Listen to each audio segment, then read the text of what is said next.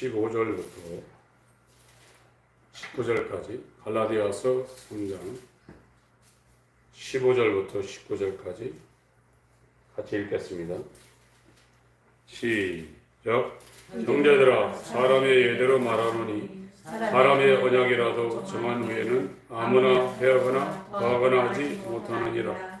이 약속들은 아브라함과 그 자손에게 말씀하신 것인데 여럿을 가리켜 그 자손들이라 하지 아니하시고 오직 하나를 가리켜 네 자손이라 하셨으니 곧 그리스도라. 내가 이것을 말하노니 하나님의 미리 정하신 언약을 430년 후에 생긴 율법이 없이 하지 못하여 그 약속을 헛되게 하지 못하리라. 만일 그 유업이 율법에서 난 것이면 약속에서 난 것이 아니니라. 그러나 하나님의 약속으로 말미암아 아브라함에게 은혜로 주신 것이라. 그런즉 율법은 무엇이냐? 범법함을 인하여 더한 것이라. 천사들로 말미암아 중보의 손을 들어 베푸신 것인데 약속하신 자손이 오시기까지 있을 것이라. 이번 시간에 아브라함과 언약과 아브라함 이후에 430년 후에 모세가 시내산에서 받은 율법에 대해서 잠깐 다뤘습니다. 하나님께서 복을 주시는 것은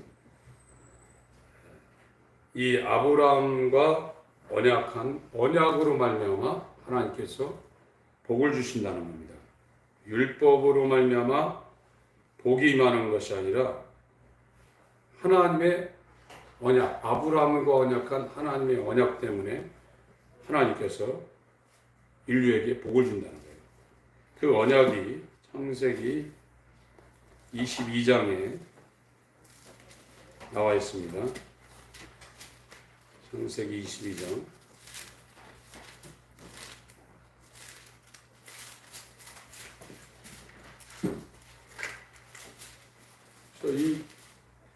이 아브라함은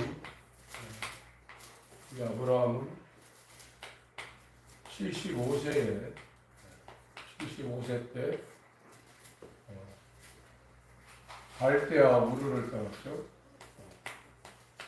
갈대아 이게 아브라함의 고향인데 여기가 바벨탑이 서있던 바벨론입니다. 바벨론. 지금으로 치면은 이라크입니다. 티그리스 유프라테스 강이 있는 중동의 이라크 지역입니다. 그곳에서 75세 때 본토 친척 아비집을 떠나라고 해가지고 하란으로 왔는데 하란까지는 이제 아버지 데라와 함께 왔습니다. 이거는 터키입니다. 여기서 여기까지가 약 1000km 정도 됩니다. 이 하란에서 이제 가나안에 이스라엘의 세겜으로 왔는데 아버지가 돌아가시고 창세기 12장에 이렇게 왔습니다. 이게 한 750에서 800km 정도 이렇게 됩니다. 그래서 이 가나안 땅을 왔다가 애국을 돌다가 창세기 지금 22장 창세기 22장 여기 왔을 때 지금 이제 100세가 됩니다. 75세에 시작한 이 아브라함의 믿음의 여정이, 그러니까 아브라함은 지금부터 약 4000년 전 사람이거든요. 4000년 전이면 우리나라는 거의 역사도 없던 때입니다. 단군 조선이 국사책에 나오는데 설화지, 신화나 설화지 실제 역사라고는 보기가 어렵습니다. 그러나 아브라함은 실제로 지금부터 4000년 전에 살았던 사람입니다. 예수님보다도 2000년 전에 이 땅에 와서 그때 당시에 가족끼리 이렇게 모여 살던 그 시대에 하나님이 와서 야, 네 고향을 떠나라. 이 말을 듣고 터키로 1000km 이동한다는 것도 믿음이 없으면 불가능한 거예요. 굉장히 믿음이 좋은 겁니다. 근데 이 믿음이 하나님 앞에 인정받는 것은 25년이 지나서 이 100세 때 하나님이 인정하는 이 믿음을 가진 거예요. 이때도 믿음이 있었지만 이때는 하나님이 아브라함의 믿음을 의라고 인정을 안 했습니다. 이 100살 때 아브라함이 진짜 이제 믿음을 가진 겁니다. 그 믿음을 하나님이 인정을 하고 이 아브라함한테 준 게 이삭이거든요.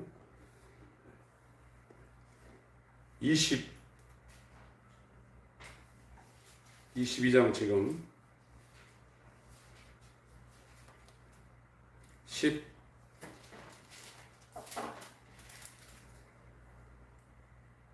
12절을 먼저 한번 읽겠습니다. 12절 시작. 사자가 가라사대 그 아이에게 네 손을 대지 말라. 아무 일도 그에게 하지 말라. 네가 네 아들 네 독자라도 내게 아끼지 아니하였으니 내가 이제야 네가 하나님을 경외하는 줄 아노라. 로마서 4장에 바울이 하나님께서 이때 아브라함의 믿음을 이제 구원받을 믿음으로 인정했다는 거예요. 이때 인정했다는 게 아닙니다. 75세 때 아브라함이 엄청난 믿음을 가지고 1000km면은 부산에서 저 백두산 거기도 그렇게 가야 되는 그곳이거든요. 그렇게 먼 데인데 그렇게 떠났는데도 이 아브라함의 믿음을 하나님이 인정을 안 했어요. 믿음은 있는데 하나님의 믿음, 구원받을 믿음으로 인정을 안 한 겁니다. 이 믿음이 이때 100살 때 구원받는 믿음이 이제 하나님 앞에 인정이 된 거예요. 이제 네가 나를 경외하는 줄 알았다. 그러니까 베드로나 예수님의 제자들도 얼마나 믿음이 좋았어요. 아버지도 버리고 집도 버리고 배도 버리고 예수님 쫓았어요. 믿음 없으면 그렇게 할 수 있습니까? 집 버리고 직업 버리고 아버지도 버리고 배도 버리고 예수님을 따라다닐 수 있냔 말이죠. 믿음이 있었어요. 그러나 예수님이 죽는다니까 그 수제자인 베드로는 3번씩 부인했는데 예수를 부인했어요. 그때 베드로가 죽었으면 지옥 갔습니다. 그러나 저주하고 베드로가 예수를 부인하고 도망갔어요. 믿음이 있었는데 구원받을 만한 믿음이 아직 베드로에게는 없었습니다. 베드로는 하나님의 음성을 들었는데 옆에서 들었습니다. 예수님을 또 직접 듣고 요즘 하나님의 음성 들으면 엄청나다고 그러죠. 병 낫는 엄청나다고 그러죠. 무슨 이적이 나타나면 엄청나다고 하는데 베드로는 그것보다 1000만 배 더 큰 거를 날마다 경험한 사람입니다. 그래도 자기는 믿고 있었다고 철석까지 생각하고 있었는데 예수님이 십자가에 달려 돌아가시니까 자기가 안 믿고 있다는 것이 발각이 된 거예요. 만약 베드로가 오순절에 성령 받기 전에 죽었으면 베드로는 지옥 갔습니다. 아브라함이 엄청나게 믿음을 갖고 있었지만 이 구원받는 믿음은 100세나 돼서 이렇게 온 겁니다. 이 아브라함한테 하나님이 언약을 했다는 거예요. 그 언약이 창세기 22장 18절입니다. 17절, 16절부터 18절까지 창세기 22장 16절부터 18절까지 읽습니다. 시작. 가라사대 여호와께서 이르시기를 내가 나를 가리켜 맹세하노니 네가 이같이 행하여 네 아들 네 독자를 아끼지 아니하였으니 내가 네게 큰 복을 주고 네 씨로 크게 성하여 하늘의 별과 같고 바닷가의 모래와 같게 하리니 네 씨가 그 대적의 문을 얻으리라. 또 네 씨로 말미암아 천하 만민이 복을 얻으리니 이는 네가 나의 말을 준행하였음이라 하였다. 그러니까 이 하나님이 이 아브라함과 언약을 했다 이거예요. 이 언약이 뭐냐? 네 씨로 이 천하 이스라엘이나 이방인이나 천하 만민이 복을 받는다는 건데, 이 복이 뭐냐면 구원받는다는 겁니다. 이게 하나님이 아브라함과 언약한 천하 만민이 복을 받는 구원의 역사라는 겁니다. 그런데 이 모세는 아브라함 이후에 430년 후입니다. 430년 후에 모세가 시내산에서 율법을 받았어요. 율법을 지켜서 구원받는 게 아니라 하나님은 아브라함하고 언약을 했는데, 그 언약이 뭐냐? 네가 네 독자를 내게 준 것을 내가 이제 받았다. 네가 진짜 이제 나를 경외하고 나를 믿는 것을 내가 확인했다. 그래서 너한테 씨를 주는데 그 씨로 유대인이나 이방인이나 복을 받는데 그 씨로 구원받는다. 지금 그 얘기를 이 갈라디아서에서 바울이 지금 해설하고 있는 겁니다. 구약을 바울이 아브라함의 언약과 모세에게 준 시내산에서 준 율법이 뭔가를 해설하고 있는 것이 지금 갈라디아 3장 내용입니다. 갈라디아 3장으로 다시 가겠습니다. 구원은 아브라함과 언약한 그 언약으로 구원을 받는데, 아브라함한테 언약한 게 뭐냐? 네 씨로 말미암아 천하 만민이 복을 받는다. 천하 만민이 구원받는다. 그 네 씨가 그 당시에는 이삭인데, 이삭이 네 씨의 결정판이 아니라 아브라함의 자손으로 결정판으로 이 땅에 오신 그 아브라함의 씨가 누구냐? 그리스도라는 겁니다.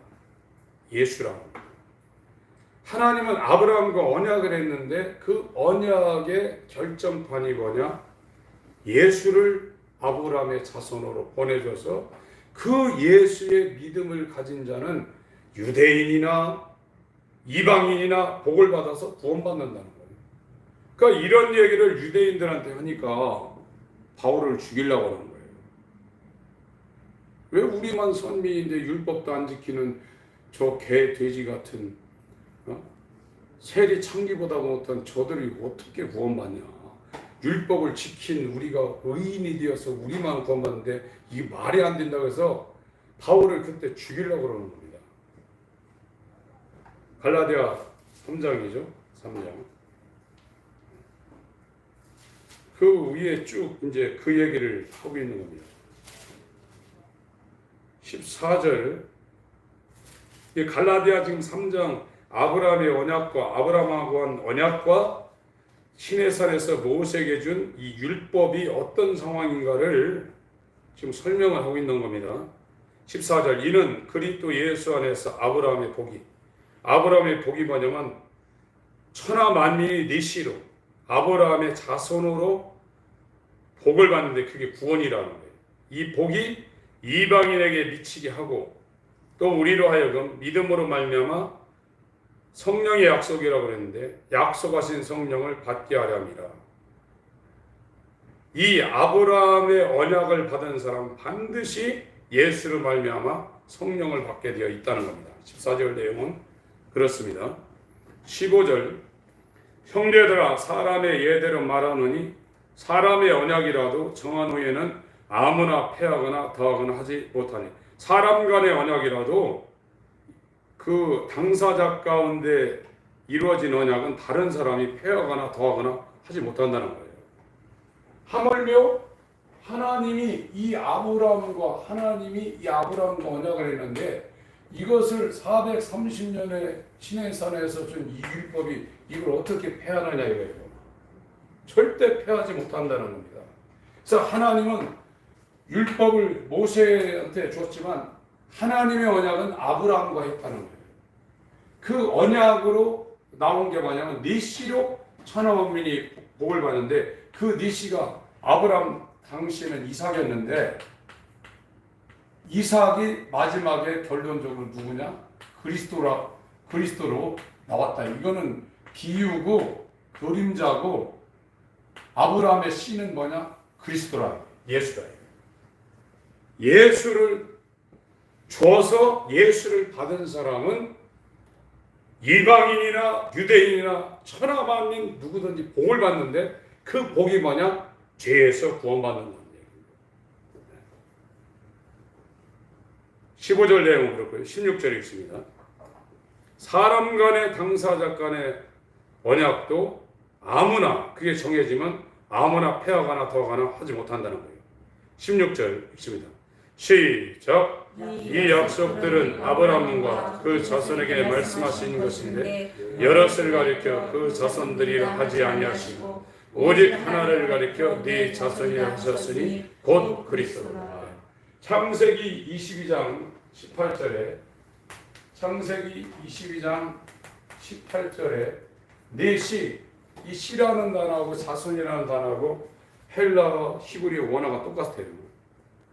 그 씨가 아브라함 당시에는 이삭이었는데 바울이 지금 이거를 창세기를 풀어서 해설해 놨는데 그 씨가 여러 아브라함의 자손이 여럿이지 않습니까?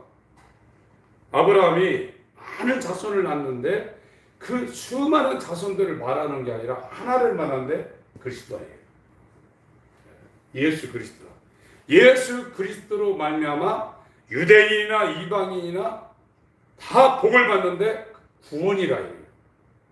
율법을 지켜서 구원받는 게 아니라 하나님은 복을 아브라함과 언약을 했는데 그 복을 언약한 그 대상이 누구냐? 그리스도라는 거예요. 아브라함한테 아브라함의 자손 그리스도를 줘서 그 그리스도로 말미암아 천하 만민이 복을 받는다. 구원받는다. 430년 아브라함 후에 온 이 율법을 지켜서 구원받는 게 아니다. 그 얘기를 지금 아주 강력하게 하고 있는 겁니다. 16절을 다시 한번 읽습니다. 창세기 22장 18절을 읽고 갈라디아 3장 16절 읽겠습니다. 창세기 22장 18절 내용하고 갈라디아 3장 16절 내용 같은 내용입니다. 창세기 22장 18절 읽습니다. 시작. 또 네 씨로 말미암아 천하 만민이 복을 얻으리니 이는 네가 나의 말을 준행하였음이라 하셨다 하니라. 그러니까 네 씨, 네 자손, 아브라함의 자손, 이 자손은 많은 자손을 말하고 있는 게 아니라 하나를 얘기한다 이죠. 갈라디아 3장 16절을 읽습니다. 갈라디아 3장 16절 읽겠습니다. 시작. 이 약속들은 아브라함과 그 자손에게 말씀하신 것인데 여럿을 가리켜 그 자손들이라 하지 아니하시고 오직 하나를 가리켜 네 자손이라 하셨으니 곧 그리스도라. 이거를 아브라함하고 하나님이 언약을 했다. 그 언약한 믿음, 아브라함이 언약한 그 믿음을 가졌을 때 백세라. 이삭은 사람의 뜻으로 나온 사람이 아닙니다. 아브라함의 부인도 생리가 끊어졌고 아브라함 자신도 잉태할 힘이 이제 없어요. 그래서 로마서 4장에는 자기가 죽은 것 같음과 사라의 죽은 것 같음을 알고도 믿음이 약하여지지 않았다고 했습니다. 이 하나님이 준 거예요. 그 믿음은 내 속에서 나오는 것이 아니라 하나님이 준 겁니다. 그 하나님의 믿음을 갖고 우리한테 들어오시는 이가 누구냐? 예수 그리스도예요. 이분이 성령으로 우리한테 와야 예수의 믿음이 나한테 오는 것이지, 이 아브라함이 99세까지는 믿었어요. 그 하나님의 믿음이 아직 안 온 거예요. 자기 안에서 나오는 믿음이 있었던 거예요. 베드로도 부름받을 때부터 십자가에 죽을 때까지 예수를 믿었어요. 신앙 고백도 있어요. 그러나 자기에게서 나온 믿음이었기 때문에 이 목숨이 위협이 오니까 부인하는 겁니다. 그러나 예수가 성령으로 승천한 지 10일 만에 성령으로 자기한테 부르니까 자기 믿음이 아니냐 그러냐. 네가 한번 판단해봐라. 죽음이 와도 간다는 겁니다. 오늘날은 내가 믿으면 다 구원받는다고 그래요. 그렇지 않습니다. 인간으로부터 오는 믿음은 구원이 없습니다. 의가 되지 않습니다. 하나님의 믿음, 예수의 믿음만이 의입니다. 그거를 하나님께서 정말로 자기가 얼마나 비참한 존재인가를 아는 자에게 하나님 편에서 준다는 거예요. 이거를 저와 여러분이 알면 정말로 하나님 앞에 우리가 어떻게 살아야 되는가를 우리가 알 수 있어요. 하나님 버리면 끝장나는 거예요. 육체가 있을 때 기회입니다. 내가 아무리 열심히 한다고 해도 하나님이 나한테 믿음을 안 주면 구원 없습니다. 그걸 아는 사람이 회개한다는 거예요. 그런데 오늘날은 서봐라, 내봐라. 가장 급한 것이 하나님의 믿음이 나한테 오는 거예요.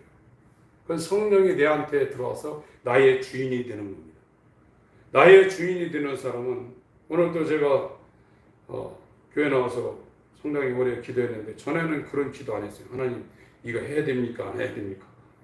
오늘 다 물어봤어요.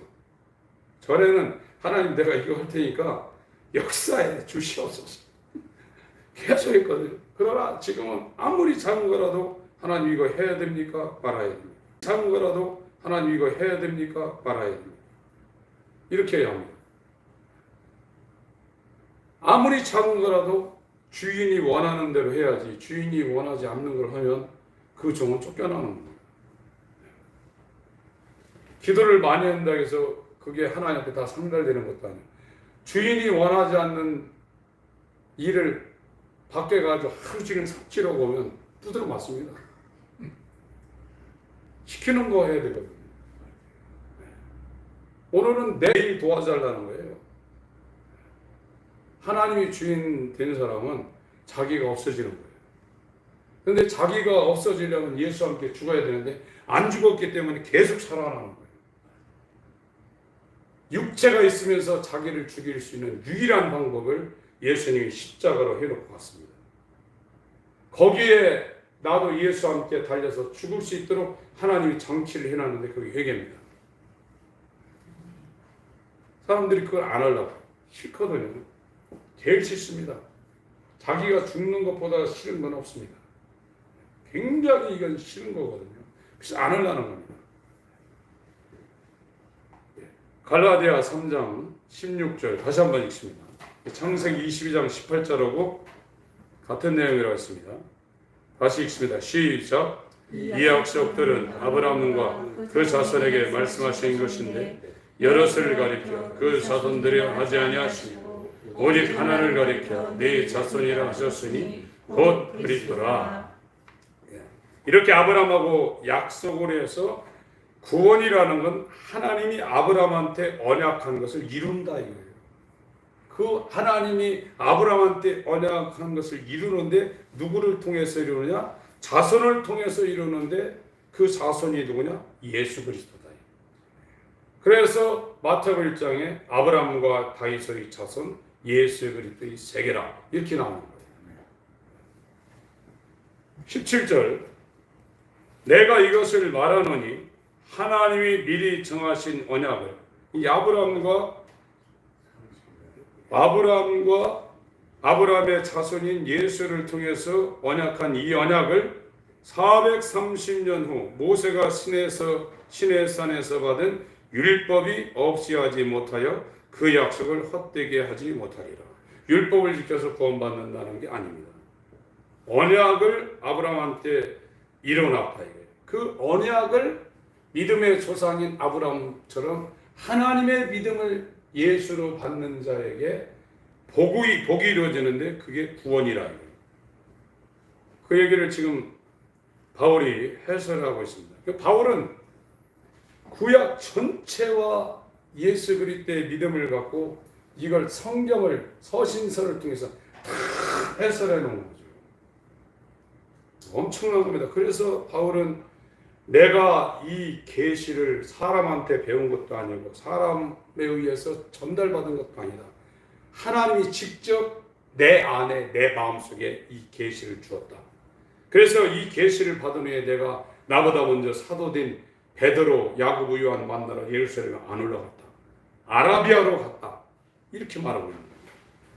이 바울에게 주신 믿음이 똑같이 저와 여러분들에게 주셔야 돼요. 설교 잘해서 그 목사의 설교를 듣고 구원받는 게 아닙니다.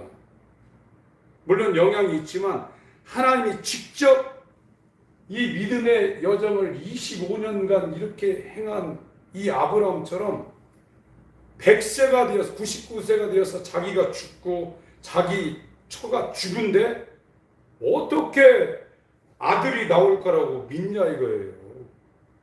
천지를 둘러봐도 아들커녕 딸도 나올 가능성이 없는데, 그래서 86세 때 이 아브라함이 86세 때 자기 부인이 임신 불임증입니다.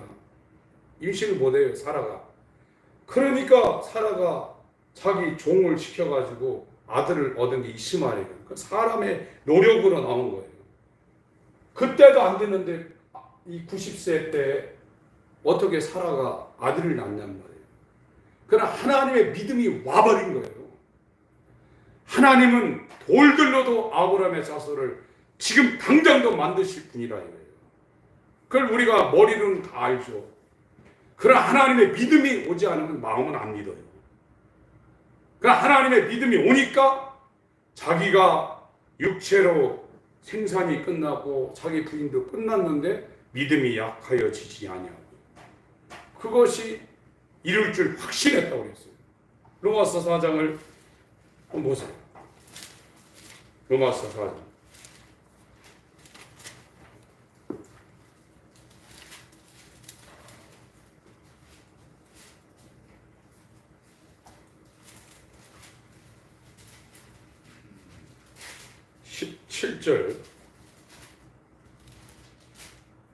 17절부터 읽습니다. 로마서 4장 시작. 기록된 바 내가 너를 많은 민족의 조상으로 세웠다 하신 것 같으니 그의 믿은 바 하나님은 죽은 자를 살리시며 없는 것을 있는 것 같이 부르시는 이시니라. 아브라함이 바랄 수 없는 중에 바라고 믿었으니 이는 네 후손이 이같으려 하신 말씀대로 많은 민족의 조상이 되게 하려 하심을 인함이라. 그가 백세나 되어 자기 몸에 죽은 것 같음과 사라의 태에 죽은 것 같음을 알고도 믿음이 약하여지지 아니하고 믿음이 없어 하나님의 약속을 의심치 않고 믿음에 견고해져서 하나님께 영광을 돌리며 약속하신 그것을 또한 능히 이루실 줄 확신하셨으니 그러므로 이것을 저에게 의로 여기셨느니라. 예, 이때 하나님이 의로 여겼다는 거예요. 근데 아브라함이 100세 때 이 믿음을 가졌죠. 창세기 17장을 보세요. 이거 100세 전입니다. 웃었어요. 창세기 17장 15절 제가 읽겠습니다. 하나님이 또 아브라함에게 이르시되 네 아내 사레는 이름을 사레라 하지 말고 그 이름을 사라라 하라.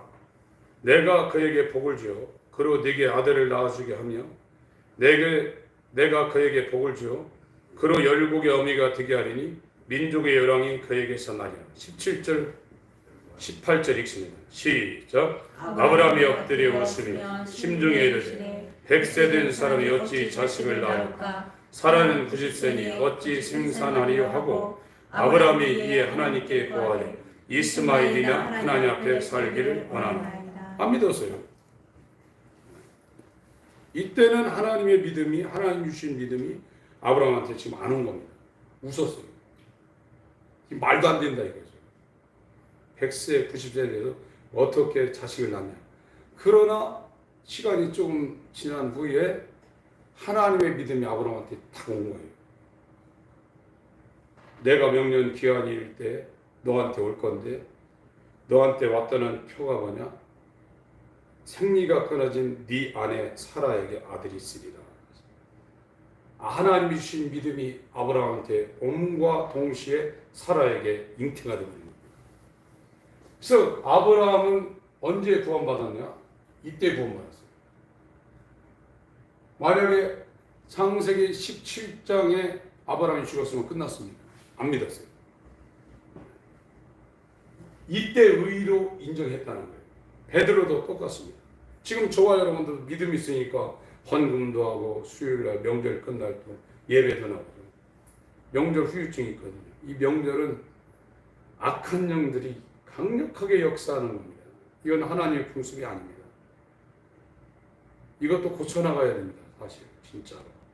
물론 부모를 존경하고 공경하는 거 맞는데 이 풍습에 우리가 따라다니면 또 안 되는 거거든요. 이것도 개혁을 해야 되는 것이 정상이거든요. 지금 한국의 추석이라는 설 같은 건 하나님의 절기가 아니라 세상 풍습이거든요. 이때 아주 굉장히 영적으로 타격을 굉장히 많이 받는 거거든요.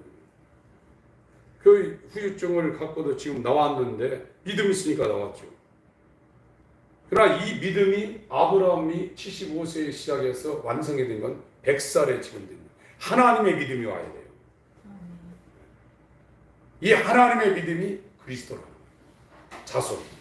이 그리스도가 성령으로 저와 여러분한테 들어와서 하나가 되려는 것이 성경에서 말하는 새 피조물입니다. 그래서 다시 태어나는 거예요. 갈라디아 3장으로 갑니다.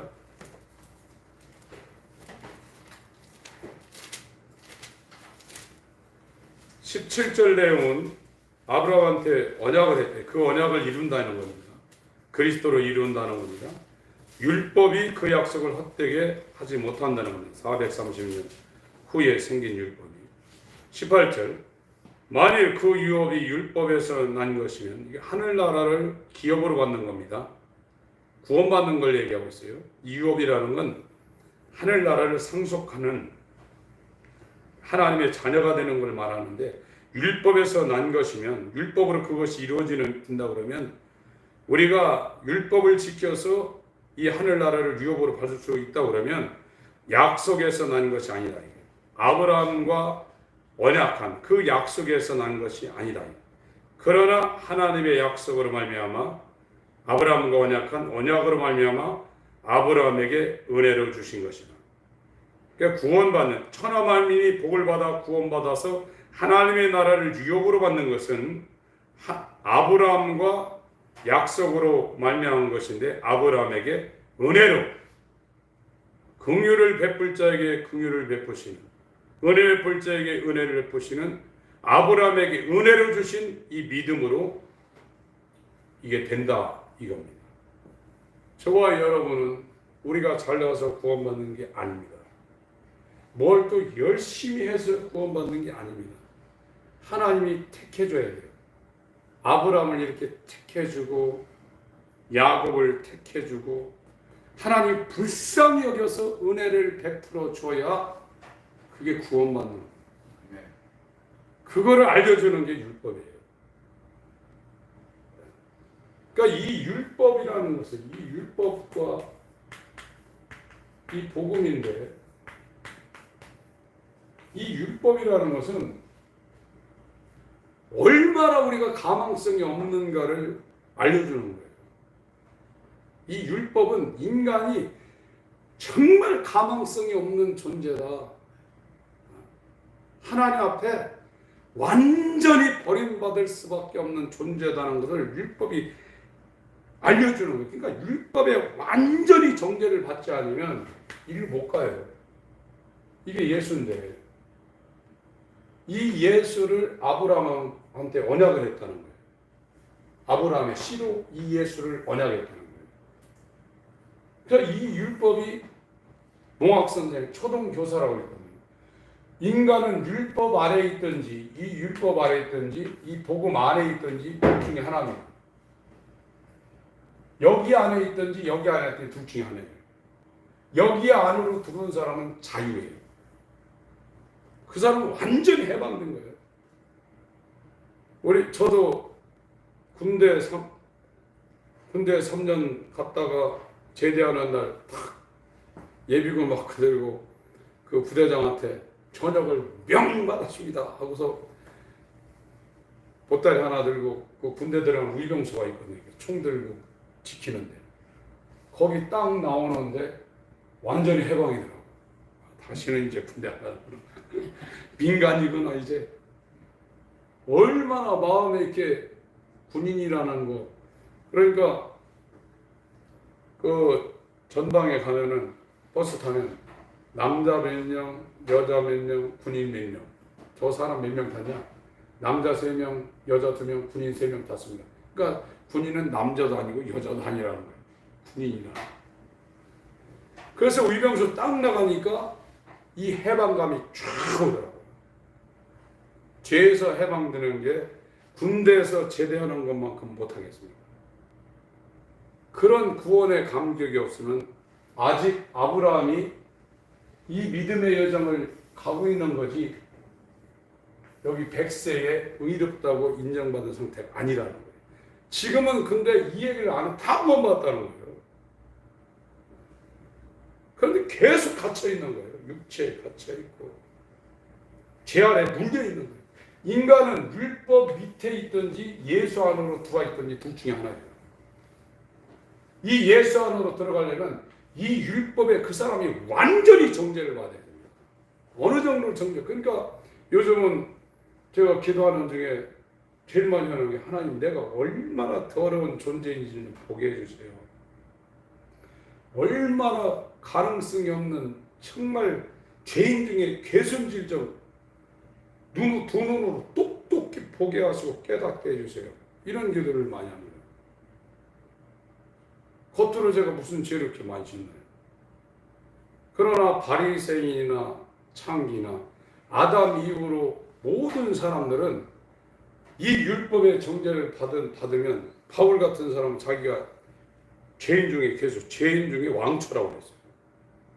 바울은 죽기 전에 디모데전서 1장 15절 16절에 내가 죄인 중에 계수라고 그랬어요. 죄가 많은 것에 은혜가 많다고 로마서 3장 21절에 말하고 있는데 죄를 많이 저질러야 은혜 많이 받는다는 게 아니라 이 율법에 의해서 자기가 뼛속부터 머리끝부터 발끝까지 얼마나 하나님을 대적하고 있는 죄인인가를 깨달으라 이거예요. 그래야 그 사람이 은혜를 더 많이 받는다는 거예요. 그런데 오늘날 자기 입으로 예수가 구주라고 인정했고 나는 예수님이 다 죄사함 받았다. 나는 의인 됐다 이럽니다. 그럼 옛날하고 똑같아요. 저도 오히려 처음 예수 믿을 때 죄에 대해서 민감했지 지나오면서 굉장히 무뎌졌거든요. 요즘 들어서 정말로 하나님 앞에 돌아가려고 몸부림치니까 좀 낫지 오히려 중간에는 더 때가 많이 묻었거든요. 그런데 구원에 대해서 안심을 했었는데 10년 전에 야 이러다 지옥 갈 수 있겠다 하는 생각이 들어오면서 이제 복음이 지금 제대로 지금 가고 있는 겁니다. 율법에 지금 갈라디아에서 율법이 뭐냐? 율법은 이 복음으로 끌고 가는 역할을 하는 거다. 이 루터라는 사람이 이 루터가 1483년부터 1540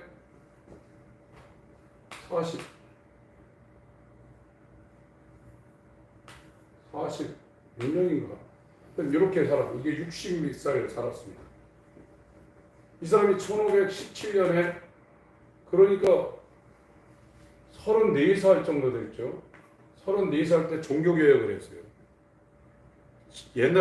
옛날이니까 지금 사람 30살 먹어도 애 같은데 이때 신부가 그때 교황이면 왕들을 다 유럽에 있는 왕들을 다 잡고 있는 사람입니다. 왕위에 교황이 있는 거예요. 그 사람한테 대드는 거예요. 죽이려면 죽이라고. 종교개혁을 한 거예요.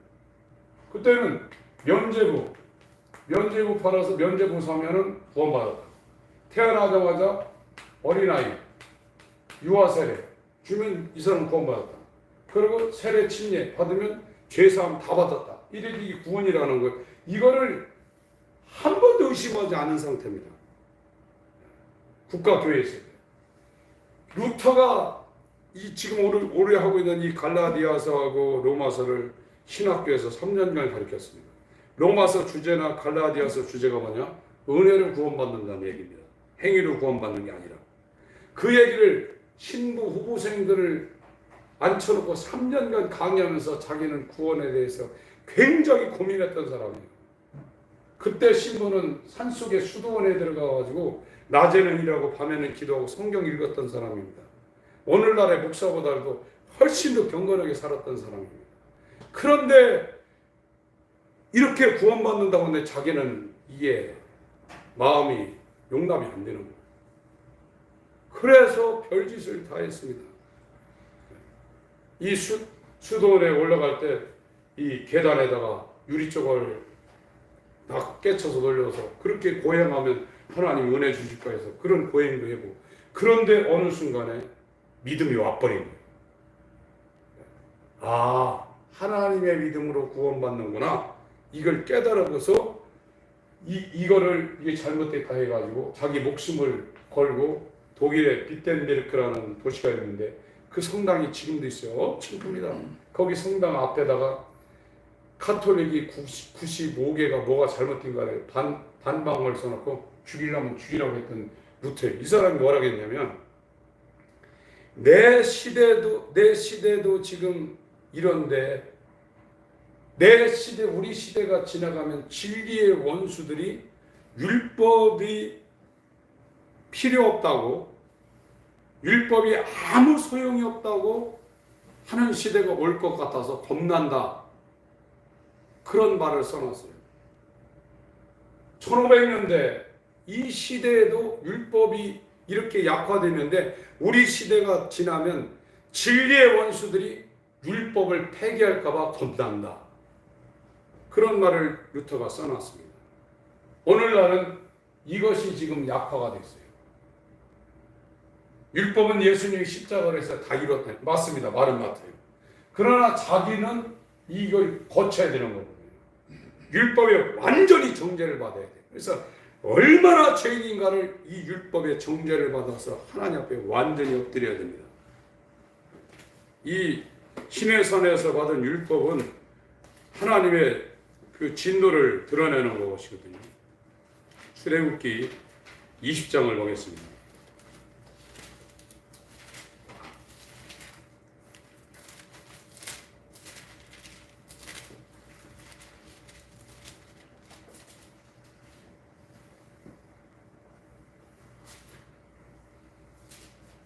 18절부터 출애굽기 20장 18절부터 읽습니다. 21절까지 시작. 뭇백성이 우레와 번개와 나팔소리와 산의 연기를 본지라. 그들이 볼 때에 떨며 멀리 서서 모세에게 이르되 당신이 우리에게 말씀하소서 우리가 들으리이다. 하나님이 우리에게 말씀하지 말게 하소서 우리가 죽을까 하나이다. 모세가 백성에게 이르되 두려워 말라. 하나님이 강림하심은 너희를 시험하고 너희로 경외하여 범죄치 않게 하려 하심이니라. 백성은 멀리 섰고 모세는 하나님이 계신 암흑으로 가까이 가니라. 그러니까 이 율법은 지금 시내산이거든요. 이 시내산에서 율법을 받았는데 이 시내산에서 하나님이 강림을 하셨는데 율법으로 강림하셨는데 이 율법 아래에 있는 이 이스라엘은 제발 하나님 오지 말라 이거예요. 하나님 오면 나 죽는다 이거예요. 우리 죽는다 이거예요. 이게 율법이에요. 율법의 정죄를 받는 사람은 야 이거 절망이구나. 내가 10계명을 지키고 율법의 613가지를 지키고 안식일을 지켜도 이거를 지켜서 구원받는 게 아니라 나는 하나님 앞에 꼼짝없이 진노를 받아서 멸망받을 사람이구나를 말하려고 하는 게 이 율법이에요. 그러니까 시내산에서 하나님이 내려왔는데 하나님이 말하니까 이스라엘이 제발 하나님 말씀하지 마세요. 우리가 죽을 것 같습니다. 제발 말씀하지 마시고 모세를 가운데 세워서 모세를 통해서 제발 좀 말씀해 주세요. 그게 율법이에요. 그래서 죄인이 하나님 만나면 죽습니다. 그걸 알려주는 게 율법입니다. 복음은 예수와 함께 하나님을 만나는 자, 이 사람들이 하나님의 사랑을 받아 사랑한다는 거거든요. 근데 지금은 이 얘기만 하고 있는 겁니다. 이건 예수님이 다 이뤄놨으니까 회개 그냥 몇 마디 하면 율법이 다 끝났다 이거예요. 이게 안 된 상태에서 이리로 가버리고 있는 지금 세상이에요. 이게 오늘날부터 100년 전부터 잘못 들어온 복음입니다. 그게 한국부터 미국, 영국 다 지금 그것이 다 퍼졌어요. 이게 지금 오늘날 복음이에요. 그런데 이슬람이나 북한이나 공산국가에서는 이게 거친 거예요. 그들은 예수 믿다 발걸음 죽거든요. 진짜 하나님을 만난 거예요. 오늘 민주국가에는 교회가 많지만 진짜 기독교인은 적습니다. 지금 코로나 오니까 교회가 다 무너지죠. 이거 끝나도 아마 교회 안 가는 사람 수 들어갈 겁니다. 전에는 교회 안 나가면 죽는 줄 알았어요. 요즘은 아무 감각이 없습니다. 하나님이 자기한테 와야 돼요. 하나님이 자기한테 오도록 하나님께를 끌고 가는 게 율법이에요. 이 율법이 완전히 정죄를 받을 때 내가 별짓을 해도 11조를 해도 목숨을 내놔도 나는 안 되는구나.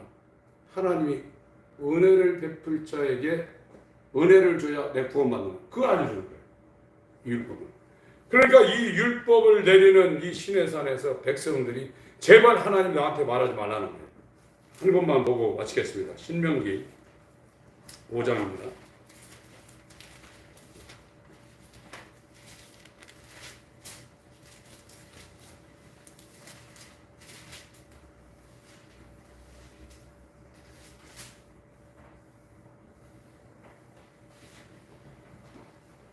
신명기 5장 24절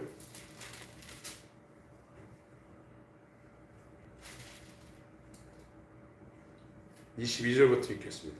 22절부터 시작. 여호와께서 이 모든 말씀을 산 위 불 가운데 구름 가운데 흑암 가운데서 큰 음성으로 너희 종에 이르신 후에 더 말씀하지 아니하시고 그것을 두 돌판에 써서 내게 주셨느니라. 산이 불에 타며 캄캄한 가운데서 나오는 그 소리를 너희가 듣고 너희 지파의 두령과 장로들이 내게 나와 말하되 우리 하나님 여호와께서 그 영광과 위엄을 우리에게 보이시니 불 가운데서 나오는 음성을 우리가 들었고 하나님이 사람과 말씀하시되 그 사람이 생존하는 것을 우리가 보았나이다. 이제 우리가 죽을 까닭이 무엇이니까? 이 큰 불이 우리를 삼킬 것이요 우리가 우리 하나님 여호와의 음성을 다시 들으면 죽을 것이라. 무릇 육신을 가진 자가 우리처럼 사시는 하나님의 음성이 불 가운데서 말함을 듣고 생존한 자가 누구니까? 당신은 가까이 나가서 우리 하나님 여호와의 하시는 말씀을 다 듣고 우리 하나님 여호와의 당신에게 이르시는 것을 다 우리에게 전하소서. 우리가 듣고 행하겠나이다. 그러니까 율법을 주시러 시내산에서 하나님이 강림을 했는데 무섭다. 이 하나님 만나면 죽겠다. 그게 율법이에요. 율법을 주시러 오신 하나님. 그러나 이 복음은 모리아산, 예루살렘에 온 거거든요. 여기는 죄인을 불러서 회개시키러 왔습니다. 여기는 안 죽입니다.